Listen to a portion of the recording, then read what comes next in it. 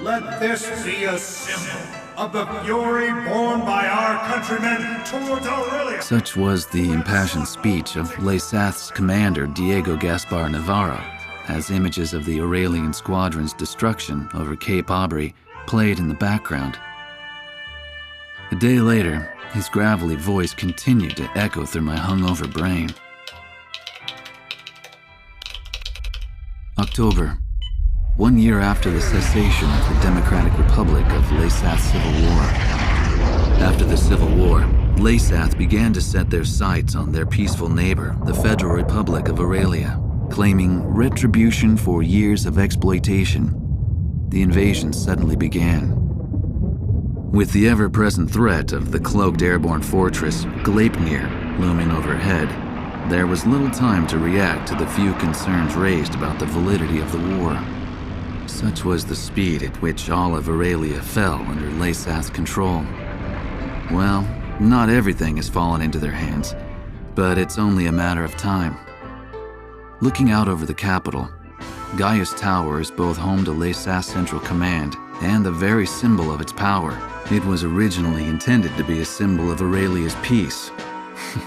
How ironic. As I looked up at the sun traveling the same old path across the sky, the rays burned my tired eyes. Damn it. I just wish I could finish covering this completely one-sided war and head back home. I'll never get used to being in the Southern Hemisphere with its backwards seasons.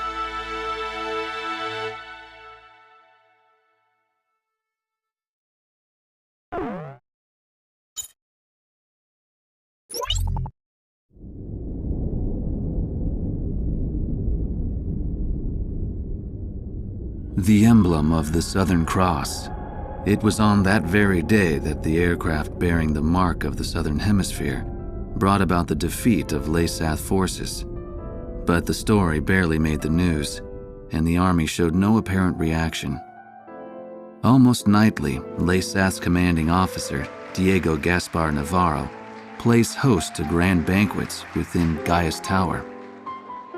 This evening, he is once again proudly trumpeting the glory of his airborne fortress. I've heard the speech so many times, it feels like I wrote it. Which, in a way, is a good thing, because it lets me concentrate on enjoying the food instead. As I gazed out the window at the night sky, I felt as if even the phases of the moon were somehow at odds with those of the Northern Hemisphere. The words of a fellow reporter, who fancied himself a connoisseur of fine wine, really got me thinking about the price of the glass of wine in my hand. One glass of it is roughly equivalent to several years of a Lesathian citizen's salary. Haven't the long years of civil war left Lesath an impoverished and war-torn nation? Whatever the case, much is unclear about the flow of money in Lesath. Ever since I arrived here, I've only covered stories the military had approved. However, this particular mystery just might be worth investigating on my own. The idea was nothing more than the product of an idle mind. At least at the time.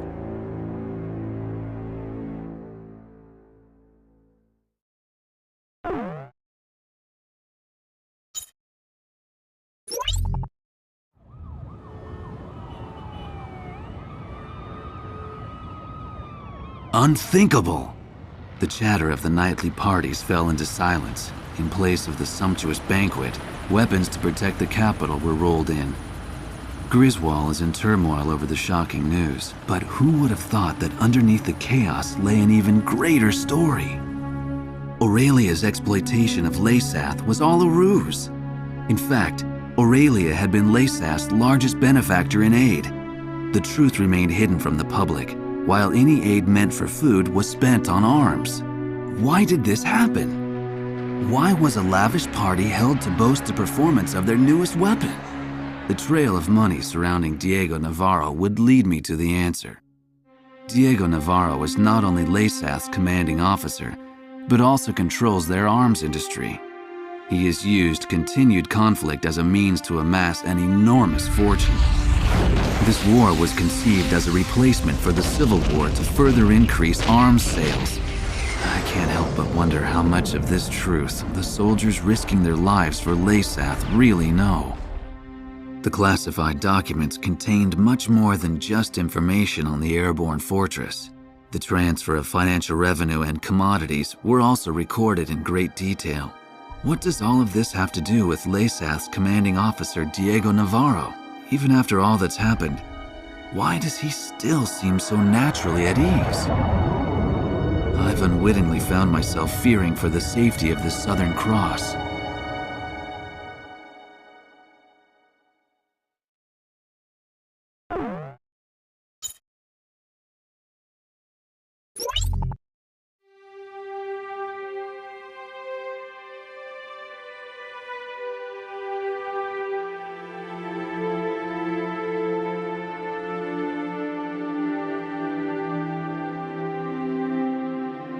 With each passing day, news of new Aurelian victories came pouring in. The Southern Cross's actions spurred the surviving Aurelian troops to battle.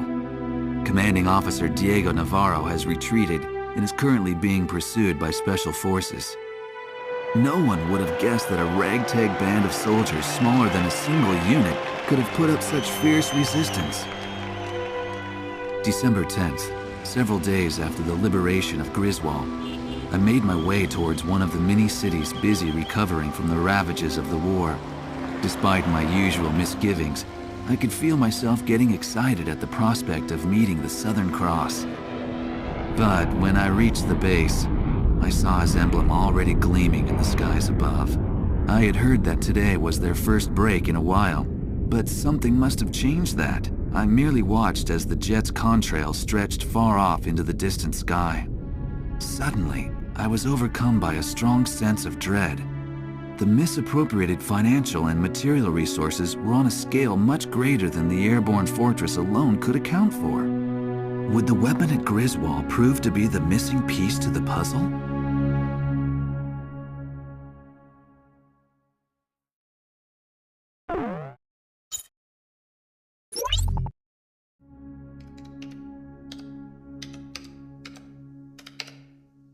As I wrote down the words that would reveal the truth to the world, I couldn't help but feel uneasy. It said that the only true winners in any war are those who achieve what they intended. Diego Navarro had left Aurelia's capital in defeat, yet his goal of increasing arms exports had been achieved.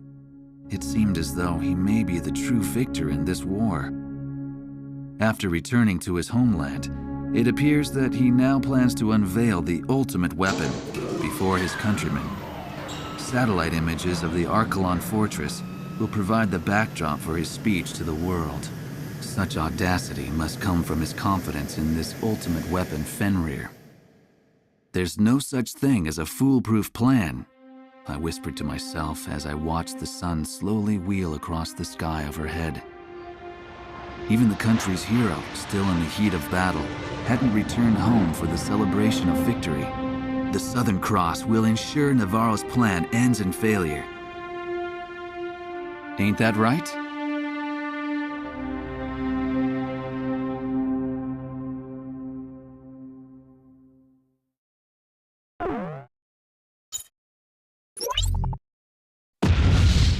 Archelon and Diego Navarro's beloved weapon Fenrir were ripped by explosions and engulfed in flames. While these images flashed on the screen, the eyes of the press watched as the enraged citizens of LASATH stormed in on commanding officer Diego Navarro. When the rage of the thousands had finally subsided, it is said that there was nothing left but the shattered remains of Fenrir. It's ironic that the stage for the unveiling of his greatest triumph would be his ultimate undoing.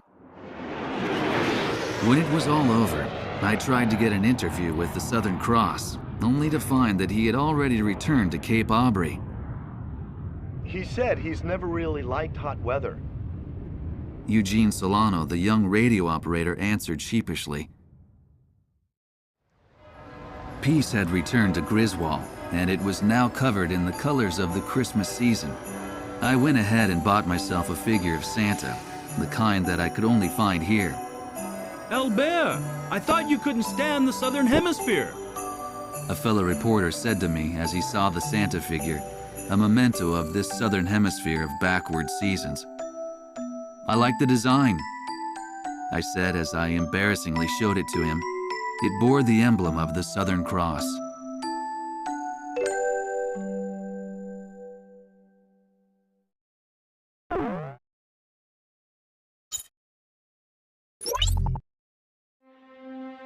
By the time the images of the exploding Archelon Fortress and Fenrir faded from the stadium screen, LASA's commanding officer Diego Navarro had long since disappeared. With the true motives behind the war made public and his subsequent failure to regain power, Diego Navarro fled from LASAth. Although there's no more reason to fight, surviving LASAth soldiers continue to put up pockets of resistance across Aurelia. With their leader and direction lost, it's difficult to imagine them ever being victorious. Surrendering units have started to appear, and even I have the feeling that my story on the end of this war isn't far off. Still, with all the coverage of the war's closure, my work here is still not finished. Since I'll be here a while, chasing after that story on the Southern Cross doesn't sound half bad.